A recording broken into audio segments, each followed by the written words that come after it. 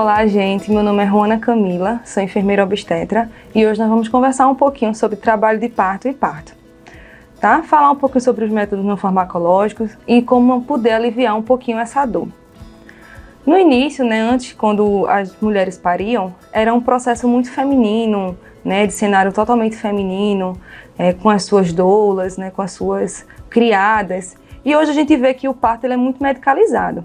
E por que isso aconteceu? Porque a mulher ela perdeu o seu lugar para dar espaço aos hospitais, ao medo. Hoje a gente vai poder desmitificar um pouquinho sobre isso. O parto é um evento fisiológico, e tudo que é fisiológico é normal. Então a mulher ela foi preparada para isso. Mas algumas coisas interferem nessa decisão. Inicialmente, as mulheres elas optam pelo parto normal, a gente vê aí que é uma taxa de quase 70% da escolha pelo parto natural, mas a decisão final fica em torno de 32%, 30%. E aí o índice de cesariana sempre aumenta. E o que é considerado pela OMS é 15% das cesarianas. Mas aí a gente consegue, estudando, a gente consegue ver que 3 decisões influenciam na decisão dessa mulher. A gente fala dos 3 Ds. O que rodeia, o maior D, a gente pode se dizer, é a dor. A mulher ela tem medo de sentir dor, dessa dor do inesperado, do que vai acontecer nesse momento. A desconfiança do que pode acontecer, de quem vai encontrar lá, o que fazer, e a desinformação. Muitas mulheres elas não sabem do processo e acaba que isso aí influencia. E um outro medo também muito importante é a tocofobia, que é o medo do toque. A gente costuma dizer que o toque ele é um tipo de exame, ele não pode ser descartado, ele tem que ser realizado. O que não pode é o excesso do toque, lembrando sempre que o conhecimento ele liberta. Então estamos aqui para apresentar para vocês tudo o que acontece durante esse processo de gestação, de parir, que é de vocês. Então hoje se fala muito sobre a humanização do parto.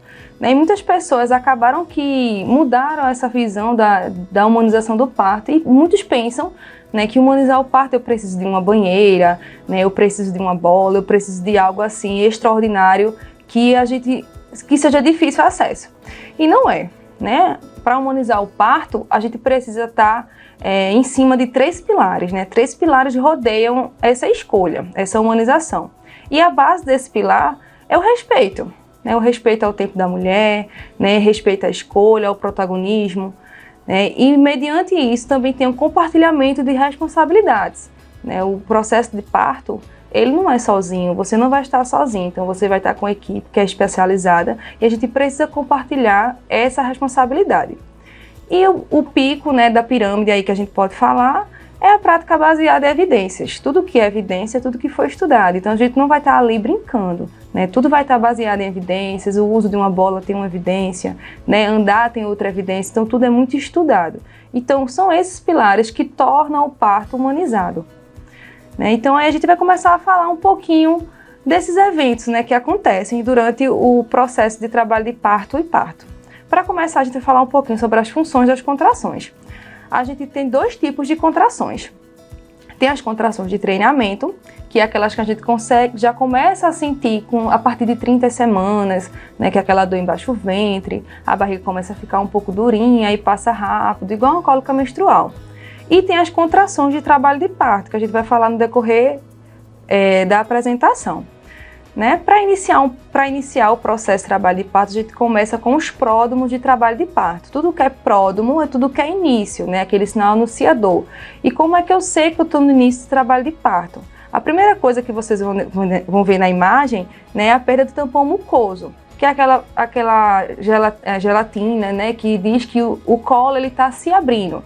Então o tampão mucoso ele fica durante todo o processo de gestação, ele fica lá, mantendo o colo do útero fechado.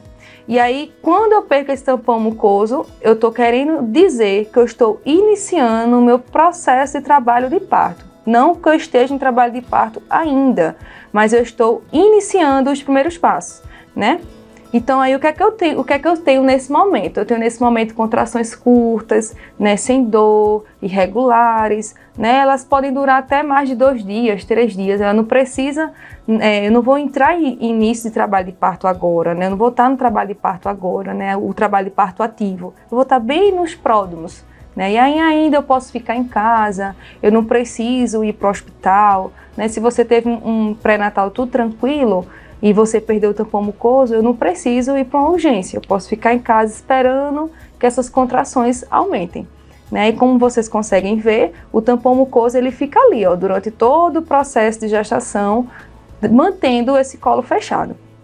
E aí a gente vai falar um pouquinho sobre as fases de trabalho de parto. Nós temos 3 fases, né? A de dilatação, o expulsivo e o de livramento. A fase de dilatação ela tem 3 fases subsequentes, né? Que são a fase latente, a fase ativa e a fase de transição. Vamos falar um pouquinho sobre a fase latente, né? A fase latente, a gestante ainda consegue comer, consegue interagir, consegue conversar. As contrações são regulares, mas elas são curtas, né? Elas são de durações variáveis. A cólica é no baixo ventre, né? Tem dor lombar.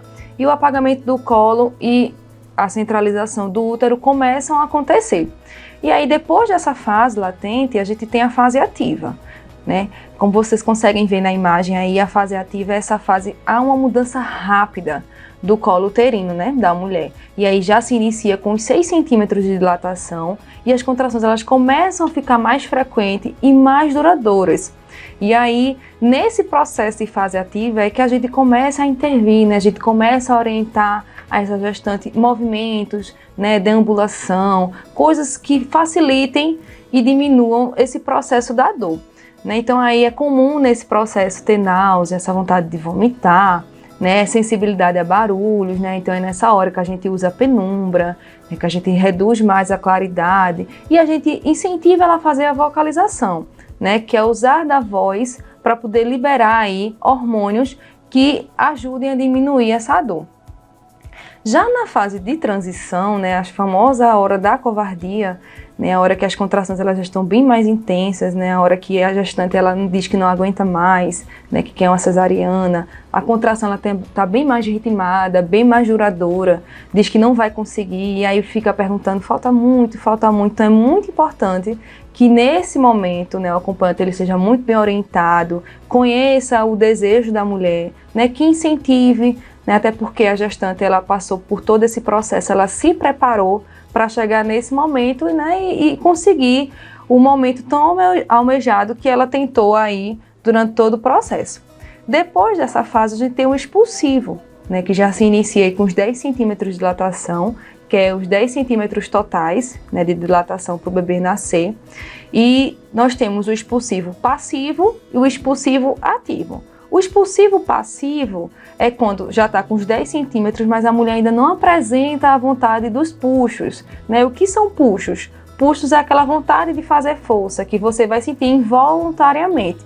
Então, por isso que é tão importante a mulher estar preparada nesse momento, para que ela não faça puxos dirigidos, né? O que são puxos dirigidos? Aquela pessoa que orientou a você fazer força, né? E não precisa ninguém mandar você fazer força, o seu corpo vai pedir para você fazer força. E aí é o que a gente chama de puxos ativo, né? Aquela inicia aquele puxo que você faz sem ninguém mandar. E aí, nessa fase do expulsivo, ter a vontade cada vez mais de fazer força, né? A gente vê na imagem aí que vocês estão olhando, observando, o círculo de fogo. E o que é o círculo de fogo? É quando o polo cefálico do bebê, ele já está aí se expulsando e é comum nesse momento a mulher sentir uma queimação, né, um queimor na vagina. Então é conhecido como círculo de fogo, é totalmente normal. E aí tem o nascimento em 2 etapas, né, que aí o polo cefálico ele é expulso e depois saem os membros inferiores. E aí o bebê nasce, né, e depois vem a dequitação da placenta, que vem depois que o bebê nasce, que o comum, né, o fisiológico, o correto, é primeiro sair o bebê e não a placenta vem logo em seguida, não precisa fazer força, né, é normal você sentir ainda umas cólicas nesse momento, mas nada comparado às contrações de trabalho de parto. E aí o que a gente pode fazer, né, durante todo esse processo para aliviar essa dor? Então a gente vai falar um pouquinho agora sobre os métodos não farmacológicos para alívio da dor. Os métodos não farmacológicos para alívio da dor existem vários. A primeira coisa é respeitar a posição, né, dessa mulher. A gente costuma dizer que a posição deitada, né, a posição que a mulher está deitada no leito, é a posição que mais incomoda. Porém, existem mulheres que optam por essa posição. Mas a gente sempre estimula a deambulação, movimentos verticalizados, né, agachamento, banho de água quente, fazer exercícios em bola suíça. Então, assim, existem vários métodos não farmacológicos também, como o uso de música, né, a musicoterapia, a aromaterapia, a termoterapia, né? Então, assim, a gente faz uso de todos esses métodos para aliviar essa dor durante o processo de parto, para que esse momento ele torne-se inesquecível para vocês, né, e que vocês possam acreditar nesse momento que vai ser único e especial, porque o que muitas pessoas não falam, né, é que existe um segredo na nossa cultura, que a mulher, ela é muito forte, extremamente forte, e esse momento ele pode sim ser inesquecível e que vocês vão estar recebendo o melhor presente da vida de vocês. Então, gente, eu espero que vocês tenham gostado e não esqueçam, o conhecimento liberta.